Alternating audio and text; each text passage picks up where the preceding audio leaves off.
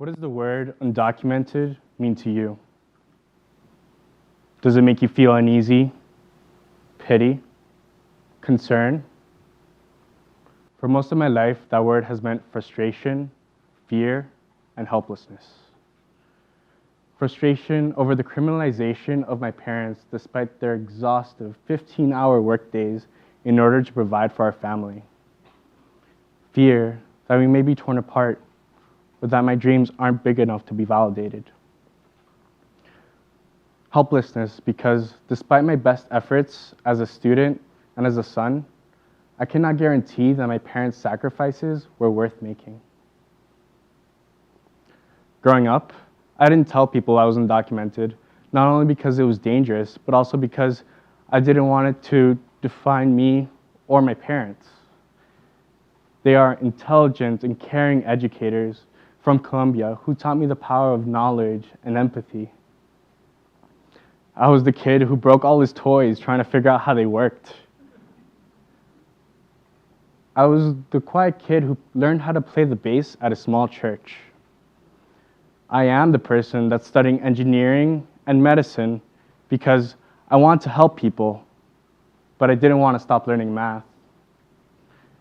None of these things seemed to fit what society thought undocumented immigrants were, so I didn't see how I fit into that description. Over the past several months, the issue of immigration has been catapulted to the foreground of national debate once again.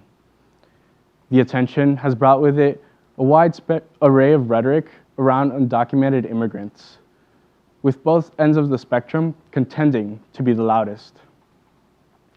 But what I found is that most people lie in the center, far removed from the issue, holding no true opinion on the matter. Ultimately, the repercussions are unchanged. Families are still being torn apart, and children are still being ripped from their lives and placed back into countries that, at best, they have no recollection of, or, at worst, were escaping from certain death. I can't quite remember the first time I learned I was undocumented. For a good portion of my life, I didn't really understand the implications of what it meant to be undocumented. What I do remember is there being this air of anticipation in my home one day, our eyes glued to the TV, making sure not to miss the tiny strand of hope that my parents were so loosely hanging on to.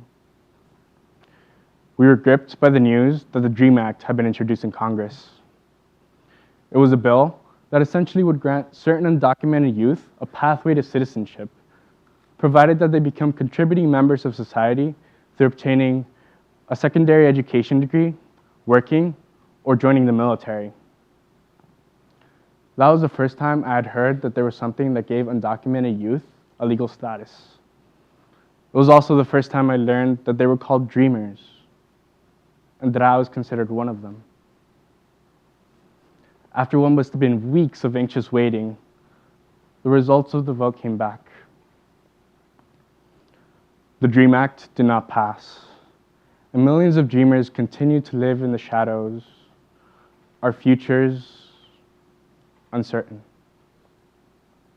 On the news, they showed devastated young people. Some had even fasted for days waiting on the ruling of the bill. My mom hugged my brother and me with hot tears rolling down her face and told us, "No se preocupen, niños. Todo va a ser bien." Don't worry, kids. It's going to be all right. Once again, being undocumented meant carrying pain from lost hope. Fast forward to 5 years later. My family was going through one of the toughest years we had ever experienced. One of our fears had come true when my brother had to relinquish many of his college acceptances because, as an undocumented student, he wasn't eligible for any sort of financial assistance, including scholarships and loans. Instead, he could only afford to pay for a few classes at a time at a local community college while working almost 60 hours a week. This, along with losing our home, had put my family in a frustrating situation. Then, President Obama implemented a program known as DACA. recipients would be granted a stay of deportation, a work permit, and a social security number. It was almost like a turning point. It opened up a lot of great opportunities for us, like getting our licenses and better jobs. It felt like we were finally moving towards making our lives better, which we had felt so helpless to do so beforehand. By and large, that's what most DACA recipients did. We were able to follow our ambitions and pursue the lives that we had dreamed of.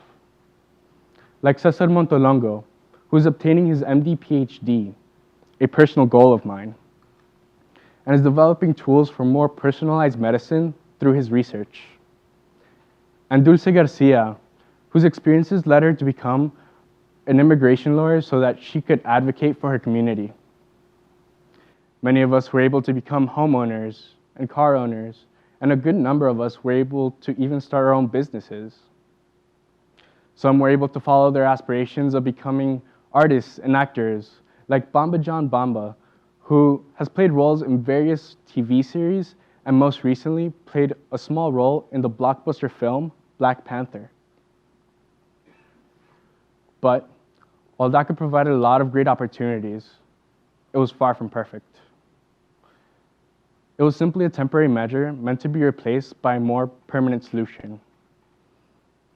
There was still no pathway to citizenship for its recipients, and it did not cover all dreamers.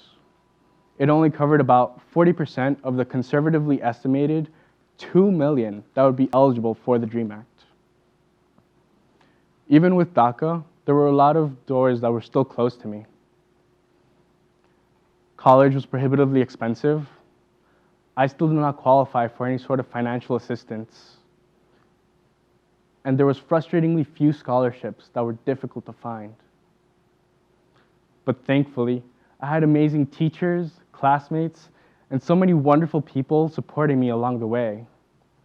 Now, I'm able to follow my dreams of becoming a biomedical engineer and helping other undocumented students in the process as an advocate and an activist.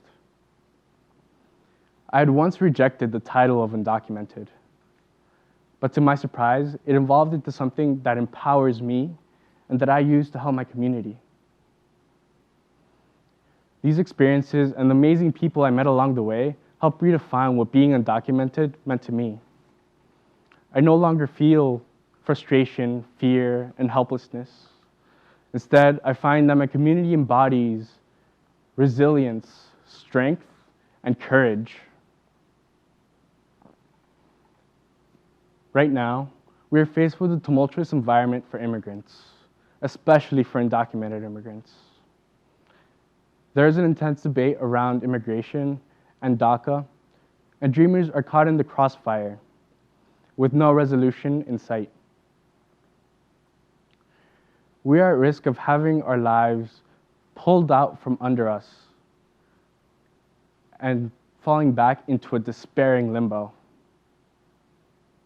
DACA recipients are acutely aware of the expiration dates branded on our lives and cannot trust that we will be safe or able to continue in the progress we have made for ourselves after that date. For some, this may be a few months away, a few weeks away, or even tomorrow. For too many, this date has already passed. Mine is in 315 days. I'll still be in school, and I don't even know if I'll even be able to make it to graduation. But that only pushes me to work harder now, to fight, and to reach as many people as I can with my story. Dreamers are fervently defending the lives we have built for ourselves with the few opportunities presented to us. I'm here because dreamers like myself are tired of living in the shadows. We're not letting our status defer our dreams any longer, much less redefine the people that we are. With your help, we can redefine the perceptions around undocumented immigrants. I am as American as anyone else in this room, even if I don't have the documentation to prove it. My life is not unlike many others that are listening, except maybe with a few more twists and turns.